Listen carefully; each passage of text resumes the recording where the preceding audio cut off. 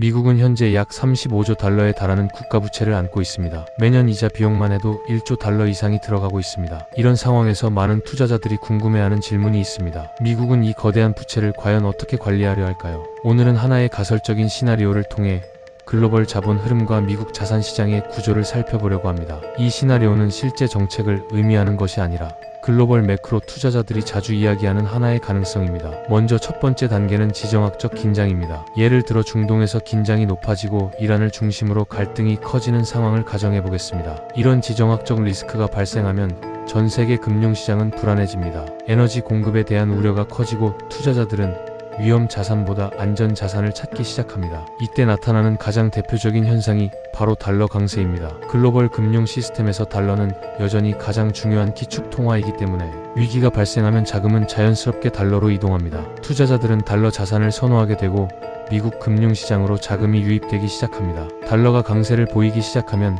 미국 자산도 자연스럽게 주목받습니다. 대표적으로 미국 주식시장, 금, 그리고 최근 몇 년 동안 새로운 디지털 자산으로 자리잡은 비트코인이 있습니다. 글로벌 투자자들은 위기 상황에서 자산을 재배치하면서 이런 시장으로 자금을 이동시킵니다. 여기서 중요한 변수가 하나 있습니다. 바로 일본입니다. 일본은 세계에서 가장 큰 금융 자산을 보유한 국가 중 하나입니다. 일본의 개인과 기관이 보유한 금융 자산 규모는 약 30조에서 40조 달러에 달하는 것으로 추정됩니다. 이 자금은 전 세계 금융시장에 투자되어 있습니다. 일본 금융 시스템의 특징 중 하나는 오랫동안 유지되어 온 초저금리 정책입니다. 이 때문에 일본에서는 엔캐리 트레이드라는 구조가 만들어졌습니다. 투자자들이 엔화를 낮은 금리로 빌린 뒤 해외 자산에 투자하는 방식입니다. 이 구조는 수십 년 동안 글로벌 금융시장의 중요한 축이 되어 왔습니다. 하지만 글로벌 금융시장에서 리스크가 커지면 이런 구조는 흔들릴 수 있습니다. 금리 환경이 바뀌거나 금융 불안이 커지면 투자자들은 포지션을 정리하기 시작합니다. 이 과정에서 일본에서 해외로 나가 있던 자금이 다시 이동하거나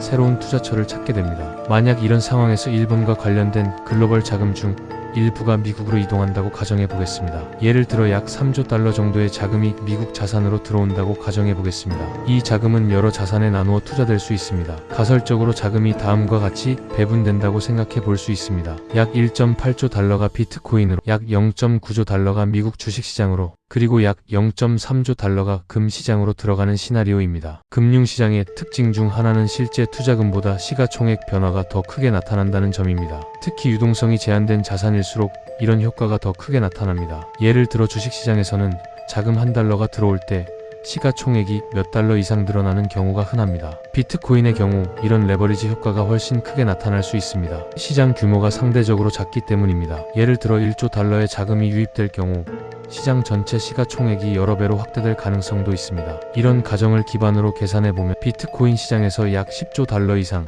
미국 주식시장에서는 약 2조 달러 이상, 금 시장에서도 약 0.5조 달러 정도의 자산 가치 상승이 발생할 수 있습니다. 이를 모두 합치면 미국 자산시장에서 약 13조 달러 이상의 가치 상승이 나타날 수도 있습니다. 여기에 또 하나 중요한 요소가 있습니다. 바로 미국 국채 금리입니다. 글로벌 금융시장에서 불안이 커지면 투자자들은 안전자산으로 미국 국채를 매수하는 경향이 있습니다. 그 결과 국채 가격은 상승하고 금리는 하락하게 됩니다. 예를 들어 미국 10년물 국채 금리가 4%대에서 3% 수준으로 하락한다고 가정해 보겠습니다. 이렇게 되면 미국 정부가 부담하는 이자 비용이 크게 줄어들 수 있습니다. 미국 정부가 매년 지불하는 이자 비용이 약 1조 달러 수준이라는 점을 고려하면 금리 1% 하락만으로도 수천억 달러의 비용 절감 효과가 발생할 수 있습니다. 10년 정도의 기간을 기준으로 보면 이런 금리 하락은 약 3조에서 4조 달러 정도의 재정 부담 감소 효과를 만들어낼 수도 있습니다. 이 모든 요소를 합쳐보면 하나의 흥미로운 그림이 만들어집니다. 미국 자산시장의 가치 상승이 약 13조 달러, 그리고 금리 하락에 따른 재정 부담 감소가 약 4조 달러 정도 발생한다고 가정하면 총 17조 달러 규모의 재정 완화 효과가 나타날 수 있습니다. 물론 이것이 미국의 부채를